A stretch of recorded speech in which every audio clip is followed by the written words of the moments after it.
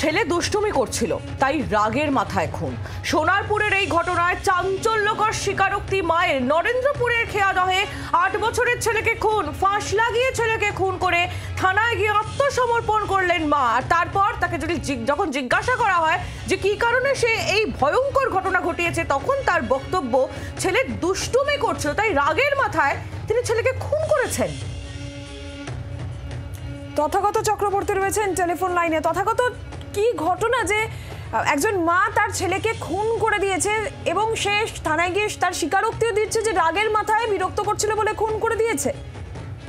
দেখো, একদমই শুধু পুলিশের কাছে নয় এবং এর পাশাপাশি সংবাদ মাধ্যমে আজ যখন তাকে সোনারপুর গ্রামীণ হাসপাতালে নিয়ে আসা হয় সেই সময় তাকে জিজ্ঞাসা করা হলে তিনি যেটা জানান যে ছেলে দুষ্টুমি করছিল এবং সকাল থেকে তাকে একাধিকবার বারণ করা হয়েছিল দুষ্টুমি করতে এবং এই কারণেই রাগান্বিত হয়ে এই কাণ্ড তিনি ঘটিয়েছেন, এমনটাই কিন্তু তিনি সংবাদ মাধ্যমের সামনে প্রকাশ্যে ক্যামেরায় তিনি জানিয়েছেন। এবং শুধু তাই নয়, তার যে নিজের ব্যবহার করা যে ওড়না, সেই ওড়না দিয়ে তিনি ফাঁস লাগিয়ে 8 বছরের ছেলেকে খুন করেছেন, এমনটাই কিন্তু তিনি প্রাথমিক জেরায় স্বীকার করেছেন এবং ইতিমধ্যেই তাকে গ্রেফতার করেছেন নরেন্দ্রপুর থানার পুলিশ।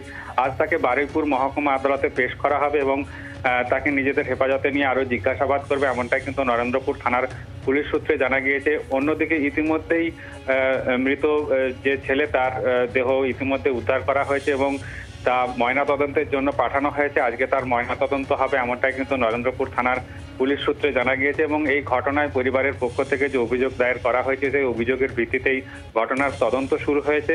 পাশাপাশি আরো একটি চাঞ্চল্যকর তথ্য যে শুধু এই বড় ছেলেকেই নয়, 8 বছরের বড় ছেলের পাশাপাশি মাত্র 7 মাসের ছোট ছেলেকেও বছর দেড়েক আগে তার মা মেরে ফেলেছে, এমনটাই কিন্তু অভিযোগ। প্রতিবেশী থেকে আরম্ভ করে পরিবারের লোকজনদের সেই বিষয়টিও খতিয়ে দেখা হচ্ছে এবং এই বিষয়েও তাকে জিজ্ঞাসাবাদ করা হচ্ছে। যদিও এই ঘটনা যে সময় ঘটেছিল সেই সময় কিন্তু কোনো লিখিত অভিযোগ দায়ের করা হয়নি, তবে পুরো বিষয়টি খতিয়ে দেখা হচ্ছে।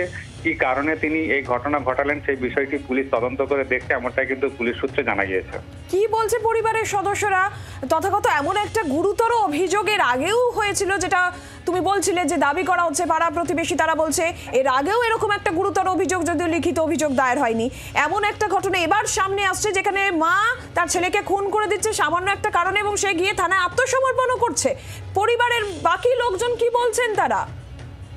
দেখো, একদমই পরিবারের সবার সাথে খুব একটা সদ্ভাব ছিল না। মূলত তারা আলাদাই থাকতো এবং ওই গৃহবধূ শ্বশুর এবং শাশুড়ি তারা আলাদা থাকতো এবং যখন তার 7 মাসের যে শিশু সন্তান তিনি যখন মারা যান সেই সময় অবশ্য বিষয়টি এরকম ভাবে প্রতিবেশীরা জানতে পারেন যে কোনোভাবে শ্বাসরোধ হয়ে তিনি মারা গিয়েছে, বাচ্চা ছোট ছেলে, সেই বিষয়টি প্রাথমিকভাবে প্রতিবেশীরাও বিশ্বাস করে ফেলেছিলেন এবং পরিবারের লোকরাও তাই বিশ্বাস করেছেন। কিন্তু নতুন করে গতকাল যে ঘটনা ঘটেছে তার পরিপ্রেক্ষিতে আর পরিবারের লোকজনের পাশাপাশি প্রতিবেশীরাও কিন্তু প্রাথমিকভাবে যেটা মনে করছেন যে ছোট ছেলেকেও বড় ছেলেকে যেভাবে মারা হয়েছে সেইভাবে কিন্তু ছোট ছেলেকেও একইভাবে তাকে মারা হয়েছে, এমনটাই তারা মনে করছেন। এর পাশাপাশি পরিবারের লোকজন এখন যেটা জানাচ্ছেন, তিনি নাকি বড় ছেলেকে মাঝে মধ্যে এরকম বলতেন যে তুই বেশি বদমাইশি করলে বা দুষ্টুমি করলে কিন্তু তোর ভাইয়ের মতো তোর অবস্থা করবো বা তোকে ওইভাবে মেরে ফেলবো, এই ধরনের বক্তব্য তিনি তার ছেলেকে বলতেন।